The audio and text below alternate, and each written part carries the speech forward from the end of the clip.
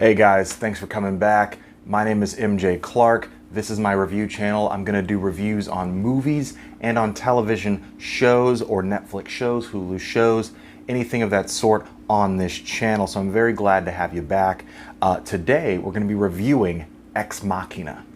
Now, Ex Machina is a 2014 film directed by Alex Garland. This movie stars Domhnall Gleeson, as you probably recognize him as Bill Weasley in the Harry Potter series, or as General Hux in the current Star Wars trilogy.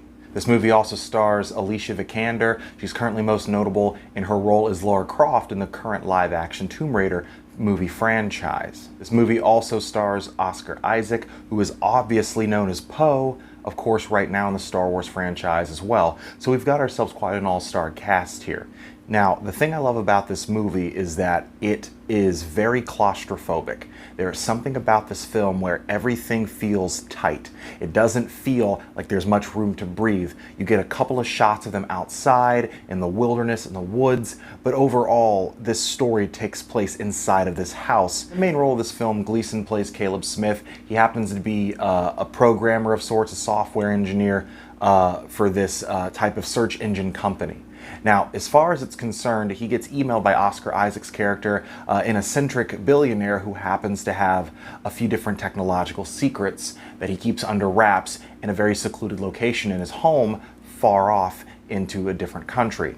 Now, he emails Caleb, played by Gleeson, that he's interested in his work because Gleeson has apparently won this competition to actually get to visit this man's actual home and work with him and at least see some of the work that he's currently doing that's top secret. Now, of course, Gleeson's character is incredibly excited and he can't help but get in on this, so he takes off.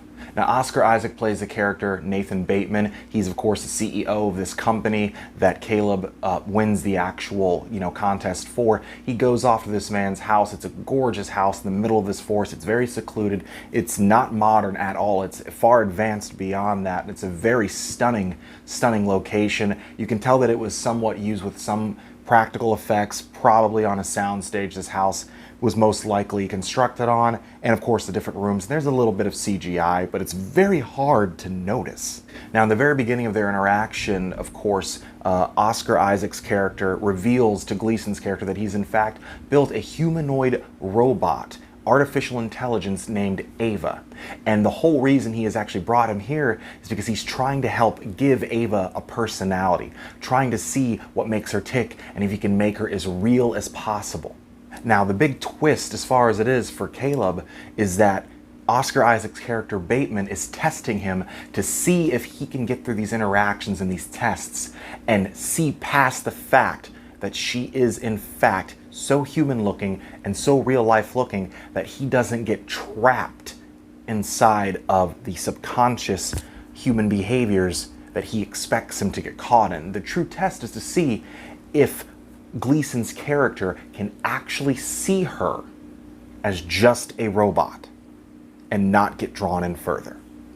Now, essentially, as the movie wears on, especially in the middle, of course, Gleeson's character begins to start feeling attracted to Ava. They start forming this kind of relationship or a rapport with each other that seems to have a little bit more than what's on top of the surface. Perhaps there is some kind of sexual attraction and a romantic attraction as well, and we get a lot of intensity through this. Now, these two put on spectacular performances. The score is tremendous, and you get, like I said, you get this sense of claustrophobia because most of these sequences, they take place in a room with Ava where he is teaching her, training her, trying to get her to understand different cues, different things about personalities that humans have so she can be better responsive to attending to their needs. Now, Gleeson, of course, starts getting caught up in this, feeling like there's something going on with Bateman, that Bateman isn't who he is portraying himself to be. Of course, he came off as an eccentric CEO, but there seems to be a bit more cold and or callous nature under his skin. He gives you this feeling of unease, and there is a very large but subtle edge to his character, which was wonderfully portrayed by Oscar Isaac. Now, Alicia Vikander as Ava is absolutely tremendous. I mean, the work that was put into this film, not just the visual effects, but visual effects can be tremendous in a movie, but you really do need a great performance to sell these effects, because at the end of the day, you can have lackluster effects, but if the performance really connects with an audience, it doesn't matter. That connection's there, and the audience is there for it. They're there to feel something. That's the whole reason we go to movies in the first place, is escapism. And the whole time that you are in this theater at the time when it released, or at home if you're in your living room watching it on Netflix, if it still should be up there, that is originally where I of course did see it about 2 years ago the first time, and was absolutely captivated by this film. It provokes so many different ideas, and it really does make you feel this sense of, I wonder if that's a plausible thing. It makes you ask, can we actually have a symbiotic relationship with AI in the future? Or is it the whole, robots take over the world thing? Or how much do we really give ourselves to the technology that we basically, in some ways in the world, do worship in a sense? And this movie really tries to give you so many different metaphors. I think that's why I like this movie so much. It has no problem going to places where there are certain moments of sexual tension between Gleason's character and Vikander's character, where you really do root for them, and you actually find yourself going, I feel weird for wanting to see this go somewhere. But then you also remember, this is not a romance movie. This is a suspense thriller. And that's what we're about to delve into right now with as little spoiler as possible. Now, as we start approaching the third act and to the end of the third act, Oscar Isaac's character portrays throughout the movie different instances of narcissism and severe alcoholism, and also just emotional abuse, where he is verbally abusive to Gleason's character. He is incredibly possessive and manipulative of Ava, the robot played by Vikander, and he seems to be losing his mind, his wit.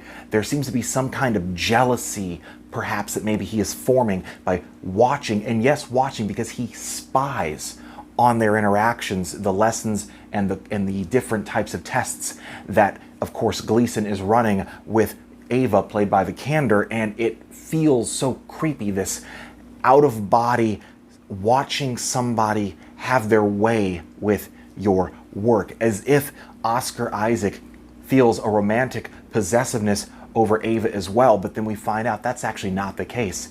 He actually is just jealous that Ava is more responsive to Gleason than she ever was to him, and he decides that he wants to go ahead and just delete her memory, as he's going to upgrade her, but that requires flushing all of her data that actually runs her entire body. This, of course, upsets Gleason, his character, and this also very much upsets Ava, because she has started to feel her own sense of identity and curiosity about the world and people through her interactions with Gleason's character, and Gleason starts to feel this need to save and protect her from Oscar Isaac's character, Nathan.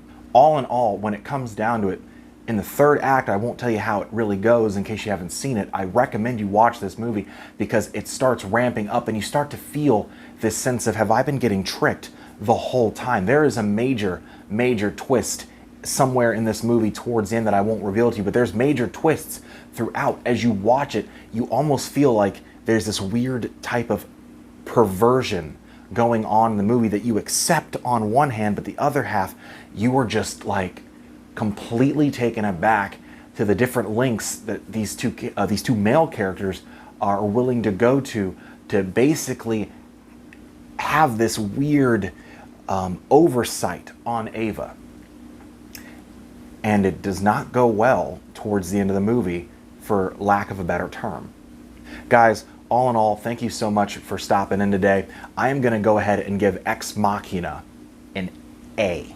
This movie was tremendous. I know that it was nominated for at least a few Academy Awards. I can't believe this movie is already 6 years old now, because when you watch this movie, the visual effects, the prosthesis effects, just the overall arching way that the film is shot from, to start to finish, it doesn't feel like it was a movie made 6 years ago. This feels more 2020, especially with the talks and the ideas of technology. And I think that it's perfect that I reviewed this, because my next review will be on the 2013 movie Her, another film where the protagonist falls for his AI. Thank you so much for, again, coming in today and stopping by, watching this channel. I'm so grateful for it. As I'm trying to build my subscribers list, I would hope that you would share this, like this, tell your friends about this. If you like, please subscribe, get your notification bell on, and keep coming back. I'm going to post these videos a few times a week, and please drop your comments in the comment section below.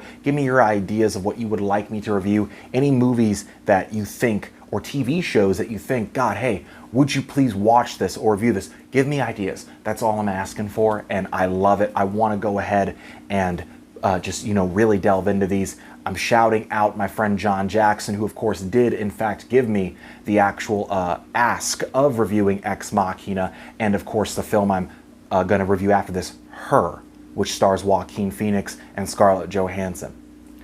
I would also like to shout out my good friend Todd Reed. Please follow him on his YouTube channel, your local art dealer. He is phenomenal. He does art tutorials, stills. He does so much work. Follow him, watch him, subscribe to him. He is a tremendous artist. And congratulations to Todd Reed and Clee, his girlfriend. They are, of course, expecting their first child. You guys are amazing. Everybody who subscribed so far, you're amazing. You guys have a great day. Bye-bye.